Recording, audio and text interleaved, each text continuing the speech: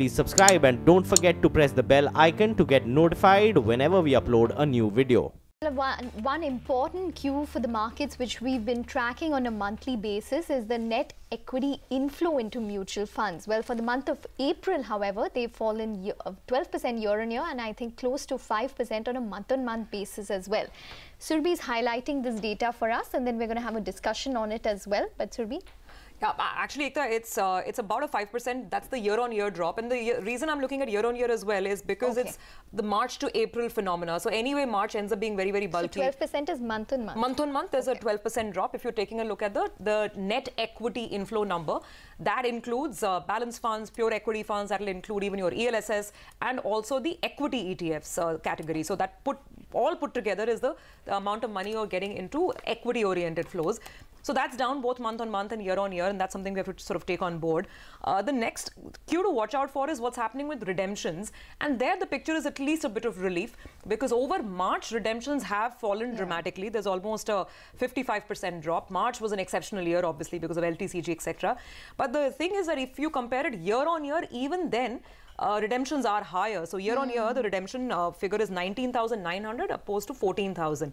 I'll quickly move down to some of the other trends. We'll just pull up the trend data for you, so you'll get a sense of how that number has shaped up. This number of 16,000, it's actually on the lower side if you're comparing it gradually. Of course, December, January were the peak times for the inflows because the market was doing so well. Sentiment was very, very bullish. Since then, there's been a gradual tapering off. There's no denying that. But the one key takeaway for me was ELSS, the sticky money, the SIP ELSS money. Again, typically, it usually is higher towards the end of the financial year. That's when people are doing their tax saving, etc. But even if you compare it over April of last year, ELSS flows are down. So they're down 89% over March, but over April as well, they're down 23-24%. So let's see if this is just an aberration one-off or whether this is some sort of a trend, because then that could be concerning.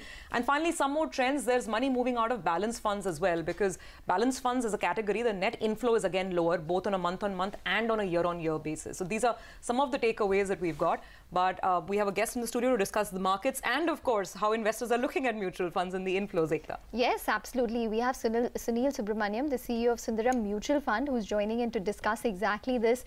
Sunil, hi. Thanks very much for joining in. We've discussed these equity inflows month on month, in terms of in terms of a trend. Now we're down to close to around 16,000 odd for the month of April. Are you worried? Is there a trend in terms of a change that we're seeing this year as opposed to the last? Yeah, actually I have a little bit more micro granular breakup of the numbers. Sure. And what my numbers show here is that the month-on-month net flows from pure equity was actually higher for April over March. That is when you take into account arbitrage. Let me explain, not arbitrage. The biggest drop of around 5,000 crores of drop is in the ETFs. So in March, I think a lot of the provident funds had invested in ETF because they were allowed to use that. Correct. That didn't happen in April. Correct. So 18,000 to 16,000, if you take off this 5,000, 18 goes to 13. 13 has actually gone up to 16. One. Second is that ELSS, that drop also you should take it out as an aberration because March is when everybody tries to go in and fill up that. You said about last year's April. What happened last year was there was an accounting thing by which a lot of these things got accounted in April, the 31st March collections. So April is a very odd month because what happens is the 31st it comes, but the base impact that, no, not the base. It's just that the mutual fund takes time for the checks to get cleared and come. So the first week of April is actually March collection. जैसे car sales में होता है ना 10 तारीख तक अप्रैल का मार्च का चला देते हैं तो there's a bit of a skew, but let me ask you this, the pure equity category, how do you rate that flows number? Pure equity net flows are actually higher month on month from 3,000 to 12,000 crores. Okay. So pure equity is higher, but the gross sales is actually down. The redemptions are sharply down. Now, the redemptions were very high in March, and I explained that last time when I was on the show with Prashant, is because the LTCG tax, people sentimentally, though actually the grandfathering had happened, people sentimentally said कि अभी profit book कर लेते हैं, अगले साल तो tax का चक्कर है. But redemptions are still up year on year. They're down 55% month on month, but people are still redeeming on a year on year basis. If you look at the redemption levels back in April of 17 to now, it's still... So one suggestion on this, don't look at year on year at all.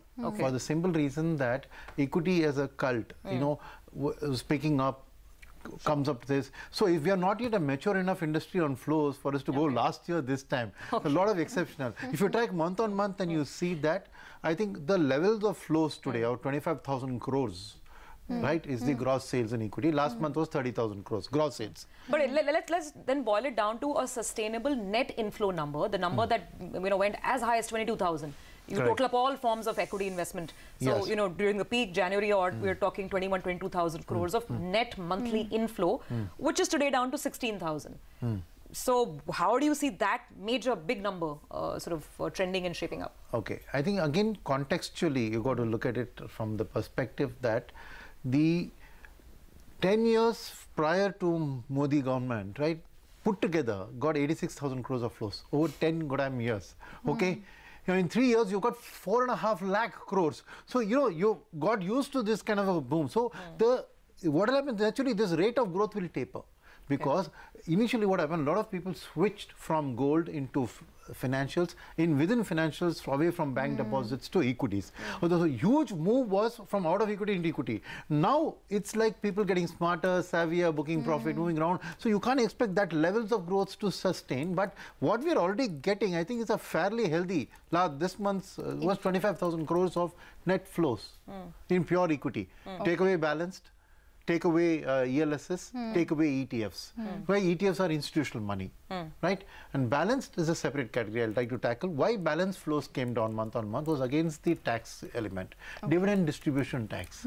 Significant proportion of the balanced fund inflows were on monthly dividend options, which were being marketed to investors saying, bank deposit mein monthly milta hai, post office monthly income saying milta hai, equity balance funds also give you. So a significant portion of the money coming into balanced funds was into the dividend options, and many balance funds were giving monthly dividend. Exactly. Now with the dividend distribution tax, what was suppose 10%, today is 9%, right? Sure. 10%, which is why money is moving out of balance funds. But I come back to that question, sir. So what's a sustainable monthly number that you think? I think 20,000, see, 20,000 6 to 7,000 crores of SIPs, right? And twice that in lump sum. Okay. This gives you 20,000 crores. Okay. So this is on domestic flows, but FII flows in the cash market haven't improved at all in the past couple of weeks now. What is your sense on that? See, FII flows will remain volatile. You cannot expect to see very robust FII flows for the next 6 months. I'll tell you why. If you look at the disaggregation of FII flows, right? So basically there are two competitions happening. There's a competition of emerging markets versus advanced countries. There's a competition within emerging markets. And both of it, India doesn't look so good. Why I'll tell you is that advanced countries, when their growth comes back, right, people who are borrowing money in advanced countries at a lower interest rate investing, when the interest rates are rising there, their cost of borrowing goes up.